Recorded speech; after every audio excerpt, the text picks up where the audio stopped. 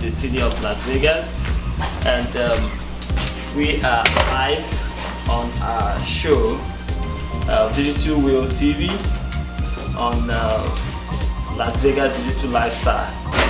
Now, see, we have attendance for today. Timika, she gonna also be one of our moderators and presenters, and we also have Mr. Tyrone Armstrong. Can we give a round of applause for Mr. Tyrone Armstrong? Yeah, he's a businessman in our community, and he's gonna also be letting the public know what we ought to expect during the forthcoming election, and what he also want to tell the candidates they should also look out for, and see a way to help our community. We have various candidates that we will actually contesting for various positions, and we also invited some of them, and they're going to be coming from based on schedule to actually come in and let us know their manifesto. I would love to ask our moderator to be able to let us know some of the candidates that we will be expecting, and some of the positions which they are intending to occupy in the city of Las Vegas.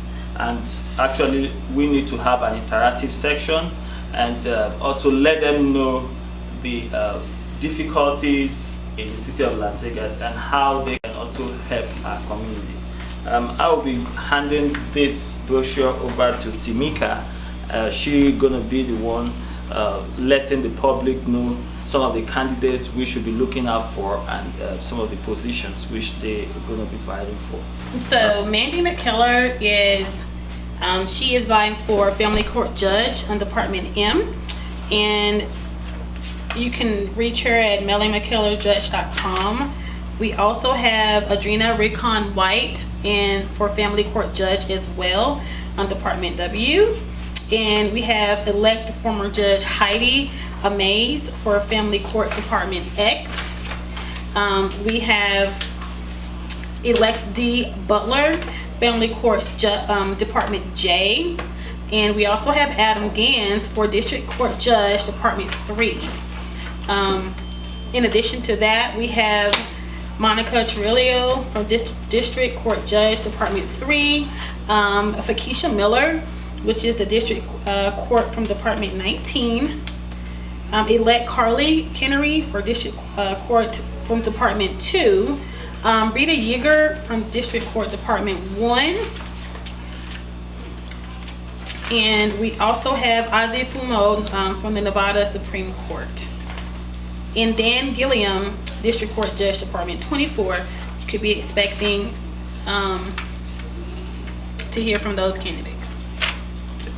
Beautiful. And we also have more candidates that she will also let the public know, and we could see how we could follow them up and make sure that once they get on the various positions which they are vying for, they will not they have to carry the community along too. And we're going to be asking Mr. Tyrone, do you know any of these candidates that have been mentioned? No, I can't say that I know any of the ones that we mentioned for as judges go.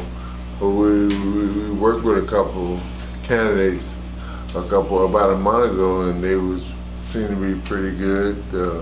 What's the young lady name that we worked with? I can't remember her name. She was Is it okay? Is it this? Yeah, what's her name? Belinda T. Harris. Yeah, Belinda T. Harris. She was a very seemed like a very down-to-earth person who knew about the community and was able to relate to this community that we're establishing in right here. And what is she running for? She's running for judge.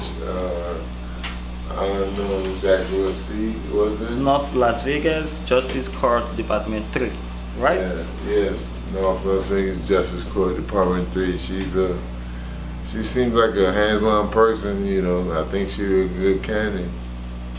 Okay. Good judge. I mean. Okay. And in our community, most especially, let's say the west side, do we have candidates that are also vying for various positions? Do you have any candidates that you've been following up, you've been looking up to, that we could have an interaction with?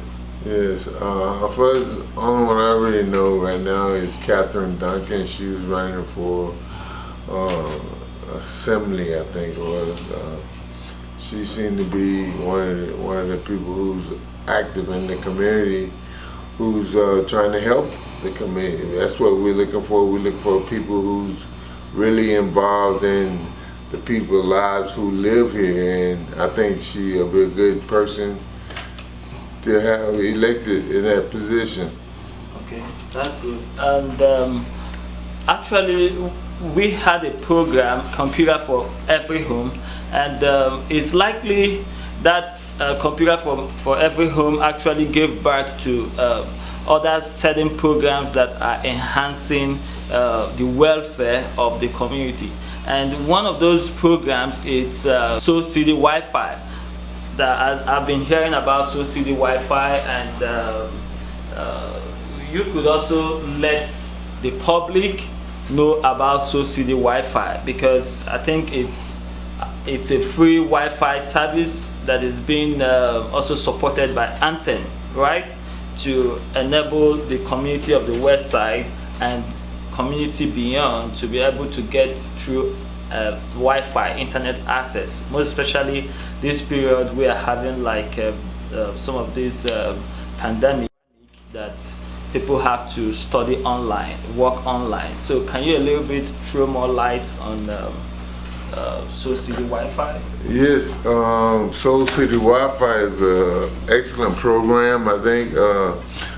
I think the gentleman who just got finished talking to, Ken, he started that program, and it's been very successful for I can see. And I think that is something that the community needs, and it's something that will be great for the future in this community. Yeah, thank you so much. And we have to also give kudos to Miss Duncan and Steve Williams and all the crew, Mr. Michael. We also have Mr. Tyrone Armstrong. We also have various persons who have been able to contribute to our community. And we're going to give strong kudos to Anthem also for their support. We say thank you so much, and God bless you. We're going to also go back to Jamaica so that she can be able to let us know some of the candidates which we're going to be looking forward in the forthcoming elections. Thank you. All right, we have elect Romeo Perez, and he is vying for the Family Court Judge Department 2. We also have Cesar Omaze for District Court Judge Department 21. Fakisha Miller, again from District Court Judge from Department 19. We have Judge Vincent Ocho from Family Court Judge Department S. Claire Thomas from Assembly District 17. Mary Perry, Family Court Judge, Department 4, P, excuse me. We have Belinda Harris, which is for Judge, North Las Vegas, Justice Court, Department 3. We have elect Jacob Reynolds for Department Court Judge, Department 21. And we also have Dr. Dillard Scott for Clark County Commission, and William McCurdy II for County Commissioner, District D. Perfect. Can you also let us know what you might be expecting from most of these candidates in the forthcoming election? Especially, what are they going to do differently from their predecessors?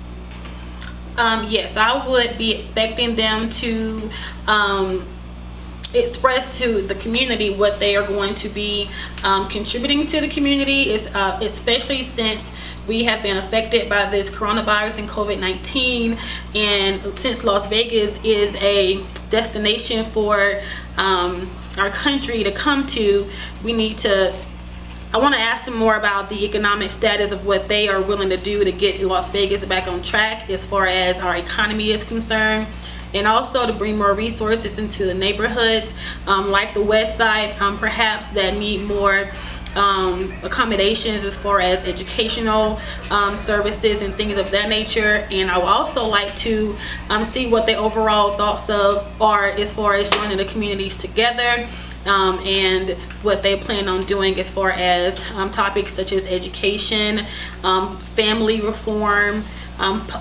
politics and political events and things of that nature, and also the economy and any best practices that they think that we need to do as a community going forward. Wow, that's a perfect contribution from her. And I think we also invited some community members so that they can also come speak their mind and let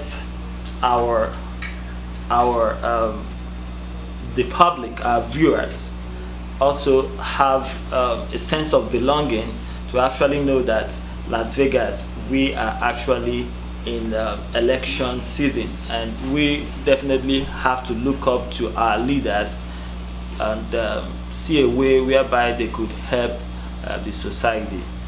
See, we have a young lady. Would you want to also talk to the public, to our viewers, what you gonna expect in the forthcoming election, and how they could benefit to the community? You are in the studio, so don't be shy. Come on. Okay. When you come, you will tell us your name and. Well, my name is Ron Smith.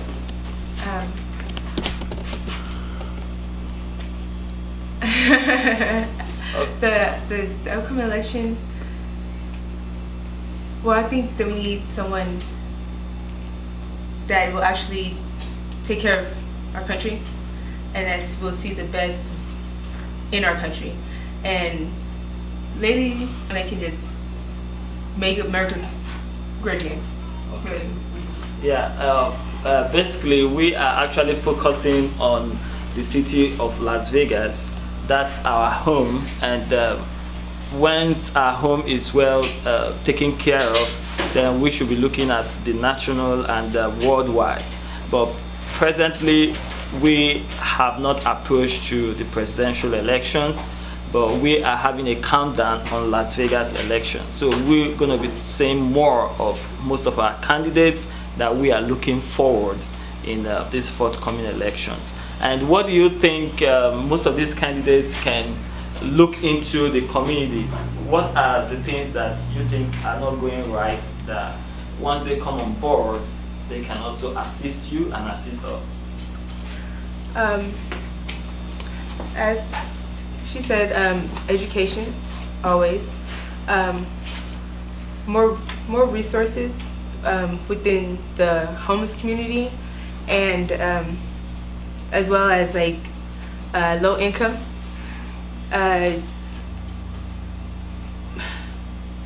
Honestly, I think the biggest problem here is the homeless community. Really, they look at backgrounds instead of the situation on how they got there. So to clear up the streets, because there's more and more people becoming homeless now, and rec centers for the kids, and not just a rec center, something that can tell them about our ancestors and what's been going on in the United States. Yeah, good. Would you want to say more, throw more insight or more light on how we could be able to see the welfare? Because what we are actually looking at for, if these candidates come on board, what are their plans? What are their manifesto? They need to also let us know what their agenda. You understand? So that we could also follow them up and make sure that they fulfill some of those aims and objectives, especially to benefit mankind in the city of Las Vegas. We're going to have more expressions from most of our attendance participants. Yeah, Jamaica, can you say more things? We are having an interactive section. Yes, I'm also coming into Las Vegas from a different side of the country. As far as she stated, the homeless community, I was more than shocked to see how many homeless people there are in Las Vegas, considering this is a thriving tourist attraction city. So to me, from the outside looking in, it didn't make any sense to me as to all of the streets are just fulfilled with all the homeless people. I also think that more resources should be done for them, and even the employers or employees rather who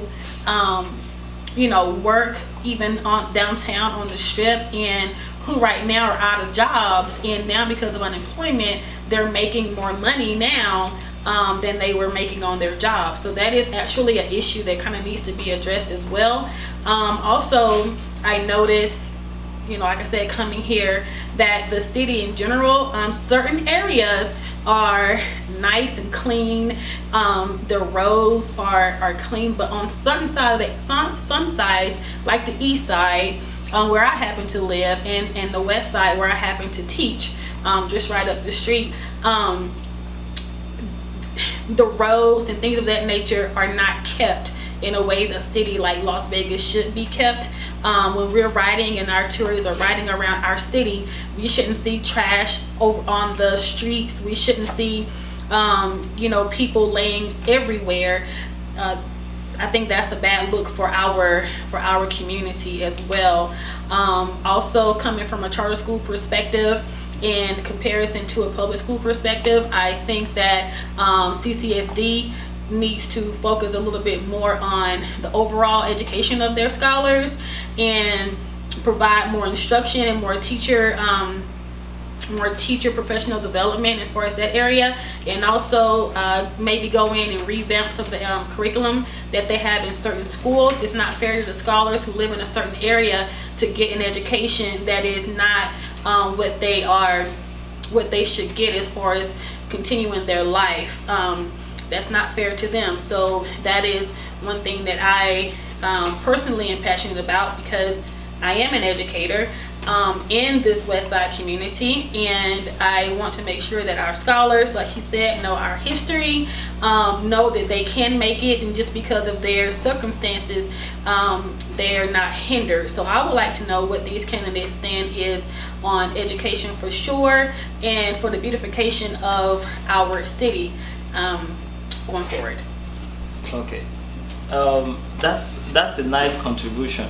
And as a teacher and an educator, this period of this pandemic, how have you seen technology, digital lifestyle, how has it actually impacted in your life and also in the life of the kids, people in general, because everybody is at home.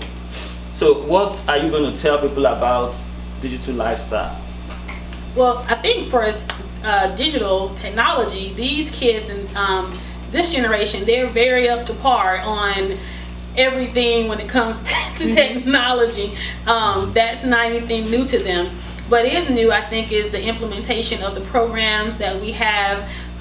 Some schools implement those programs effectively, and they implement them at the start and the beginning of the school year. However, there are some schools that are not putting the programs to use, and so there are a lot of things out there for us to do for as scholars, communication with them, getting their assignments and assessments and things of that nature. So as far as educators are concerned, going into this pandemic that we were in, we had to actually come up with a plan very quickly as to what we're going to do. I've been in education for almost 20 years. We've never had to go and revamp a whole everything on technology base. So this is interesting and been an experience for us as well as the parents and the scholars.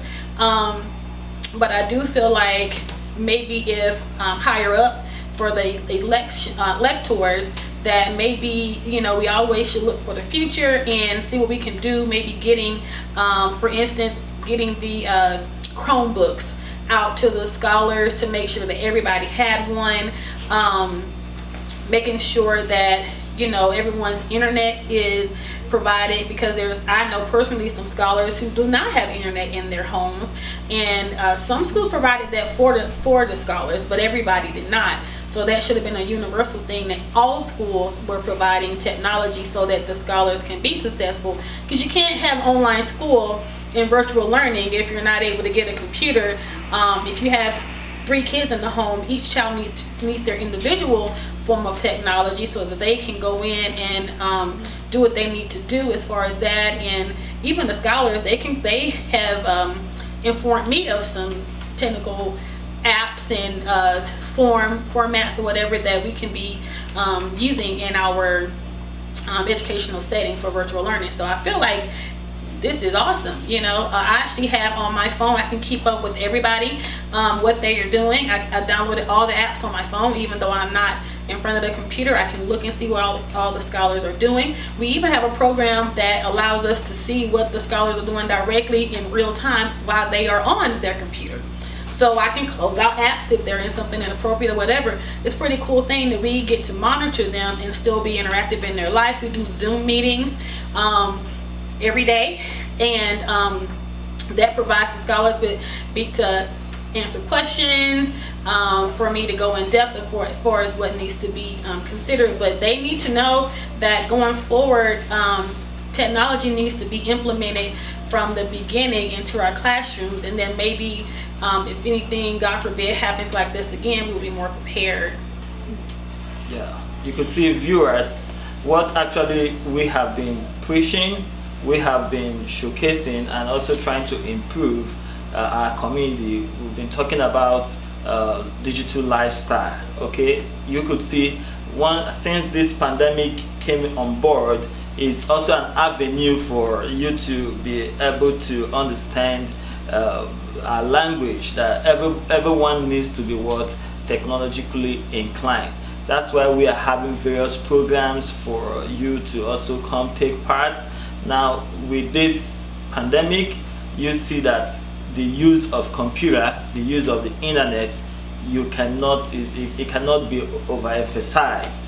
That's why we are encouraging everyone to stay tuned and keep following us, so you can be able to learn more and more on how you prepare your life. Even it's not only in the city of Las Vegas, we in various cities that you can also take part and benefit. Thank you so much. And who might have any contribution? Mr. Tyrone, can you also come tell our viewers what they need to know more? Well, I think that technology is the future, and our children are the future, so we need to be on them relentlessly to make them push forward so that they can have a brighter future for themselves, and they're so bright and brilliant on this technology that all we got to do is lead them to it and help them, just point them in the right direction, and they'll take over. That's awesome. And who knows the primary election? When do you think it's gonna be held in the city of Las Vegas? Well, it's kind of up in the air. I mean, it seems like it's still on track, but I don't know. It kind of like, I don't think no candidate is safe no more, because with this virus in play, it kind of like everything's up for grabs. So you got to work for the people. If you don't work for the people, then you're gonna be out, because you got to make somebody. You got to make somebody want to come out and be sincerely for the people. Then I think you have a good chance on winning, whoever you may be. It don't matter. We don't care who he is. Just do the right thing for the people, and the people do the right thing for you. That's right. Right. That's right.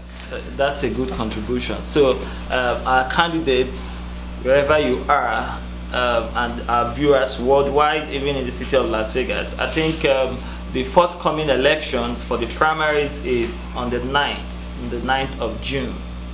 Right? So you have various modalities on how you could cast your votes, either through the mail and various platforms that you could also participate in the forthcoming election. We are urging the public, because for you to be able to have good governance, you need to elect the right people, and electing the right people is the duties of what the citizenry. So we are urging everyone to come out and cast their votes towards their candidates of their choice, and let's see a better Las Vegas. Thank you so much. Stay tuned. God bless you.